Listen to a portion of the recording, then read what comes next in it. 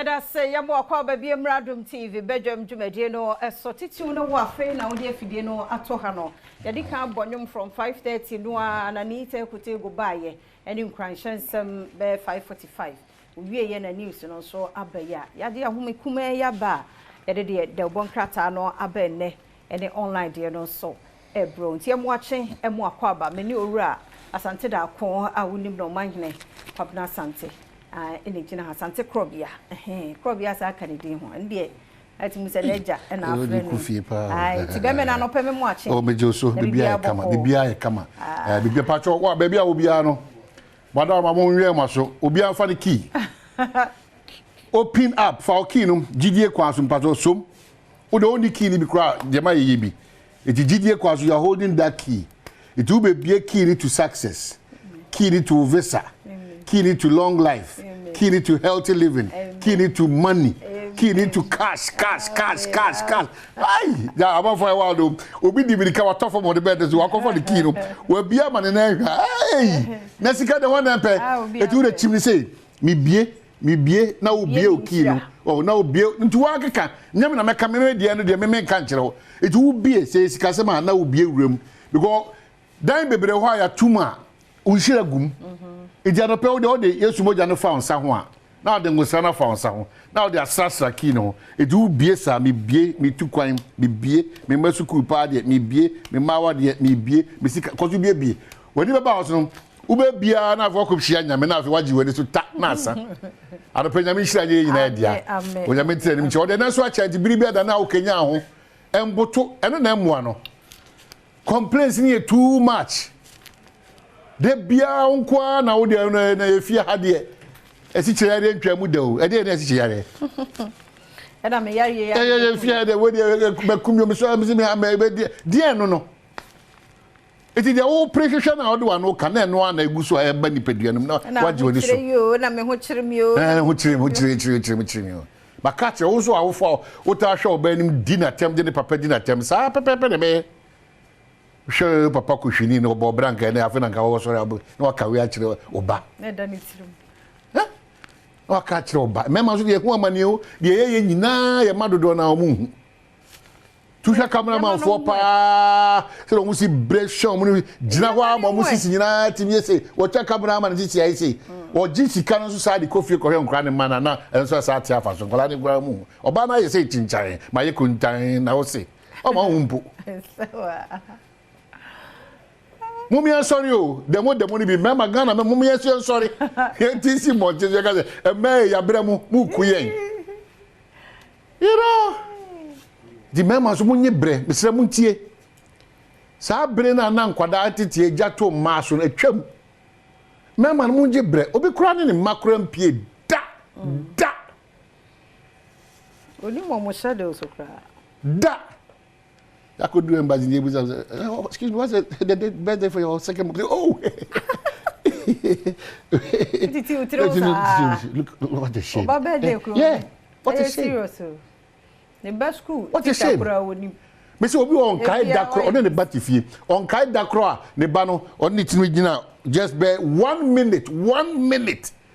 I could just say, now school be able to call. Now shop, challenges been a big cranny. Maybe I will move. We move.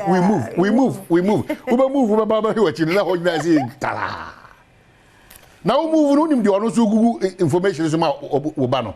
We move cause unkwa na wo Jubilee House why so busy say untimi ko anyata Akufo Addo sebe John Mahama cause on ni magishie di nkomo kama family here.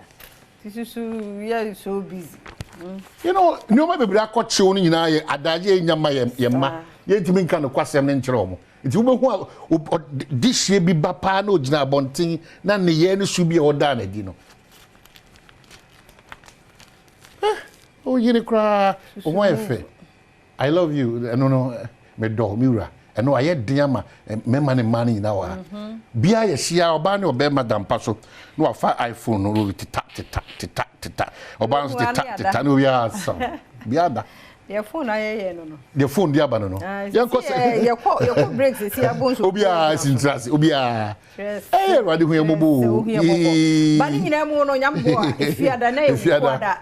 E kira ya wo fie. sectorial debate no sectorial debate afia about onyame adom so far so good there to afia na ye twam na dane atenie ne sa ne ma no this time komodie this time issues me way enunti ena ye dey sectorial debate so aba ye bebre ye the health na bro ye the roads abro ye the energy abro ye the education abroad. Na me ya adoma Friday we no food and agriculture.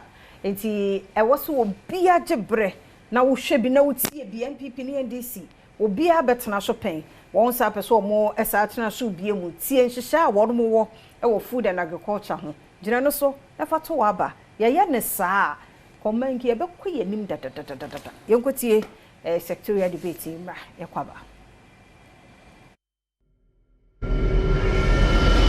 Sectoral debate. On the 11th of October, bro, the 5th edition of sectoral debate at Accra Digital Center.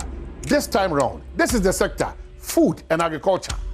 A sector sunkokra a here minu party kanwasem. A new film 7 a.m. na yeshia na fia twa adwene ho. Accra Digital Center. Ubetie MPP, no tie NDC. A new film because we are kwenya e dey boa no atimi ato abapa. Sectoral debate is on the 11th of October 2024. Accra Digital Center. Time near 7 a.m. near Shas.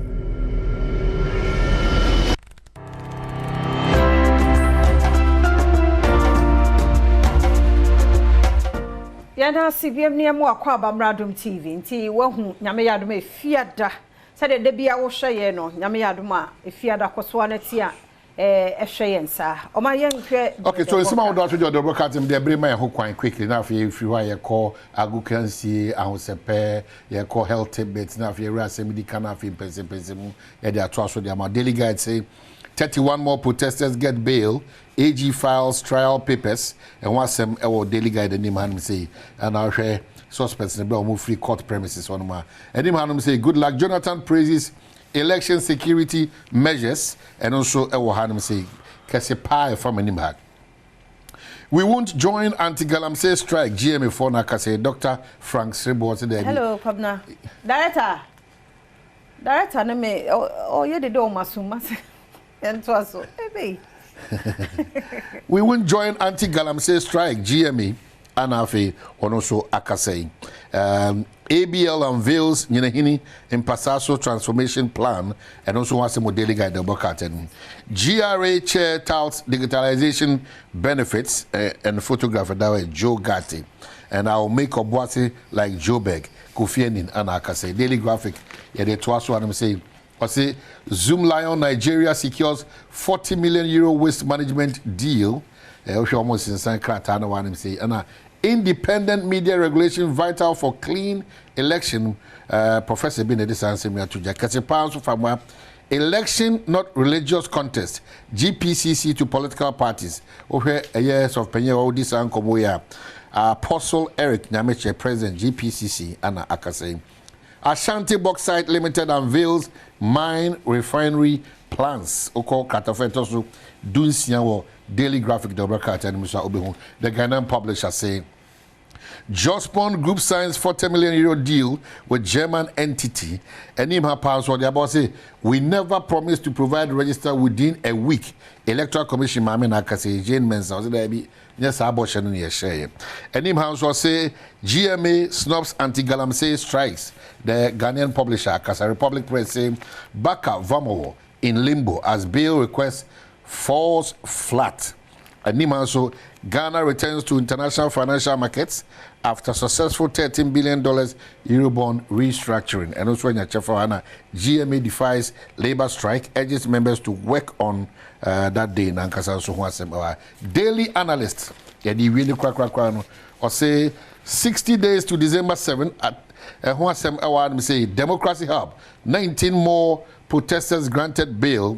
Ghana's urban population to reach 70% by 2050. The big one, Galamsey Brohaha, nationwide strike in limbo as Ghana Medical Association pulls out. Galamsey fight, government to deploy river gas soon. Abu Jinapo, Anna Edison will add to Anna.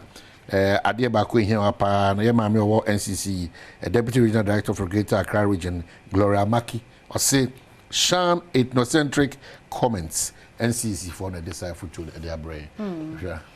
Enti no na wo ba adomonline.com nso a. Yep. I own the bia ba we no we abrochire. Enti said ye hurricane dey Milton nyagro ewo ho nti wo ba adomonline.com a eno nso wo ho Ghana Medical Association dey eno nso ye dey abro organized labor etia tia umpese omotie nyame yadoma da ya wada se de bi yi wo ho efri mu no ni nyina nso ewo enimo ha sei wo ba adomonline.com ene nsem bebre wo ba wo benya bia kenkan bra no aso se ye di esi ha na agudie mu nsem America se du bodi e de beto so wiki mu nyina breast cancer no Mr. Otie bi adwada ebenada ne wuku nso tie bi se wantie days mienu no kra na ekwe tie na watimi abo no fo no ho eban ye moye no fo no ho ban e ma ne nwo akeke oti pain bi hu so no fo na no aka akwa mu hu se badwe bi enye normal epia ntem report ewo ayaresabia kofa bibiduro nya so ansa de kan ko hospital mi enhunu adekodia eye ansana ne wo pese wo yo bibiduro fine but yeah odi kan kwa ayaresabia bebo tie de health tips no ebebro ye wie pene ukwada yi sister Sandy bi oye guy odi ahosepe beba fe nkomo bi bebem na kwasi nso aba e de asemidi kan aba na fe mpense mu akoso eno ne bedwam na uwie no sa no adwumadi ahodo ni nyina nso toato so e wa Adom TV ye wazo ye ye da se wo mre no wadaje mienko na Eric Sedubodi ento so